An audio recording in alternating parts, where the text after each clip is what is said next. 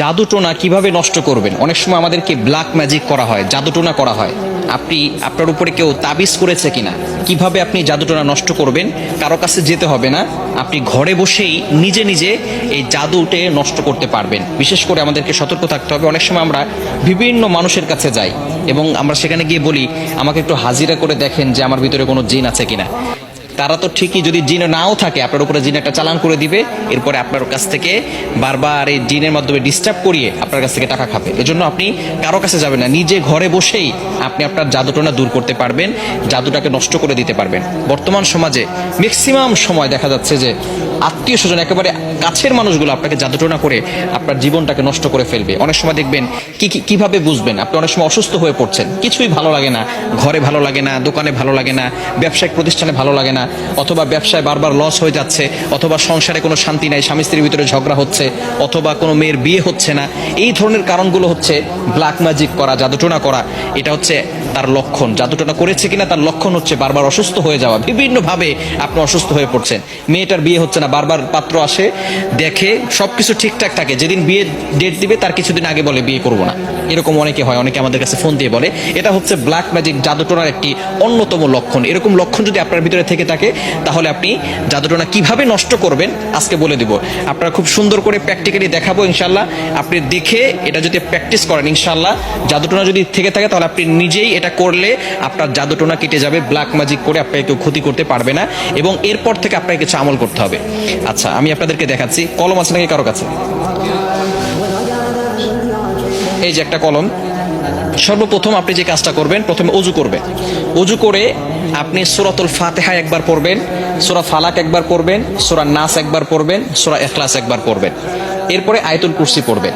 প্রথমে সূরা ফাতিহা একবার, এরপরে সূরা ফালাক একবার, সূরা নাস একবার, এরপরে সূরা ইখলাস একবার, আয়াতুল কুরসি একবার।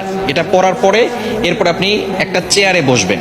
অজু অবস্থায়, পবিত্র অবস্থায় চেয়ারে বসবেন। মনে রাখবেন কোরআনের ভিতরে আল্লাহ তাআলা শিফা দিয়েছেন। আল্লাহ তাআলা নিজেই বলে দিয়েছেন 15 নম্বর পারা 9 নম্বর পৃষ্ঠা 2 নম্বর লাইন সূরা বানী ইসরাঈলের 82 নম্বর আয়াতে আল্লাহ তাআলা বলছেন, ওয়া নুনাজ্জিলু মিনাল কুরআন মা হুয়া শিফাউ ওয়া রাহমাতুল লিল মুমিনিন।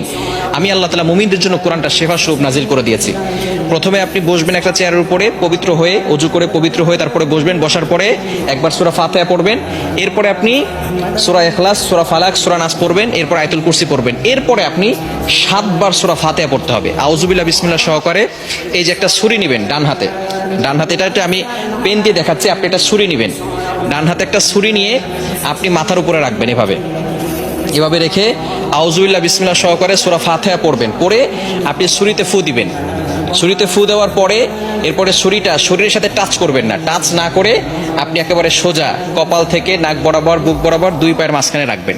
আপনি বসে আছেন, বসে থাকার পরে আপনি একটা ছুরি হাতে নেবেন। প্রথমে পবিত্র হলেন, সূরা ফাতিহা পড়লেন, ইখলাস পড়লেন, ফালাক পড়লেন, নাস পড়লেন, আয়াতুল কুরসি পড়লেন। এরপরে ছুরিটাকে আউযুবিল্লাহ বিসমিল্লাহ সহকারে সূরা ফাতিহা পড়ে ছুরিতে ফু দিবেন। ফু দিয়ে এরপরে ছুরিটা এভাবে নেবেন, সোজা, টাচ করবেন না, শরীরের সাথে টাচ না করে সোজা আপনি নিজে 2 পায়ের মাঝখানে রাখবেন। বুঝা গেছে? এভাবে একবার করলেন। আবারও আউযুবিল্লাহ বিসমিল্লাহ সহকারে সূরা ফাতিহা পড়বেন, শুধু সূরা ফাতিহা পড়ে ছুরিতে ফু দিবেন। ফু দিয়ে আপনি এটাকে সোজা নিয়ে যাবেন ইনশাআল্লাহ। এভাবে 7 বার করলে যদি কেউ আপনাকে ব্ল্যাক ম্যাজিক করে, জাদুটোনা করে, সেহের করে, তাহলে আপনার সেটা কেটে যাবে, আর কোনো সমস্যা হবে না। এরপর থেকে আপনাকে যাতে করে আর কেউ জাদু করতে না পারে, মাস্ট বি আপনাকে 5 ওয়াক্ত নামাজ পড়তে হবে। এবং কেউ যাতে করে জাদু করে, তাবিজ করে আপনাকে কোনো ক্ষতি করতে না পারে, 5 ওয়াক্ত নামাজ পড়ে আয়াতুল কুরসি, 4 কুল, সূরা বাকারা শেষ 2 আয়াত এগুলো পড়ে বুকে ফু দিবেন এবং হাতে ফু দিয়ে পুরো শরীরকে মাসাজ করে দিবেন। ইনশাআল্লাহ আপনার শরীর বন্ধ থাকবে এবং রাতের বেলা ঘুমানোর সময় ওযু করে ঘুমাবেন, এই আমল করে শরীর বন্ধ করে ঘুমাবেন। ইনশাআল্লাহ দুনিয়ার কোনো শক্তি আপনাকে কোনো ক্ষতি করতে পারবে না। আল্লাহ তাআলা আপনাকে প্রটেক্ট করবেন, আল্লাহ তাআলা আপনাকে হেফাজত করবেন। দুনিয়ার দুষ্ট জিন বলেন, মানুষ শয়তান বলেন, জিন শয়তান বলেন, সকল ধরনের দুষ্টমি থেকে এবং দুষ্ট জিন থেকে আল্লাহ তাআলা আপনাকে হেফাজত করবেন। আল্লাহ তাআলা আমাদের সকলকে এটা সুন্দরভাবে বুঝে আমল করার তৌফিক দান করেন।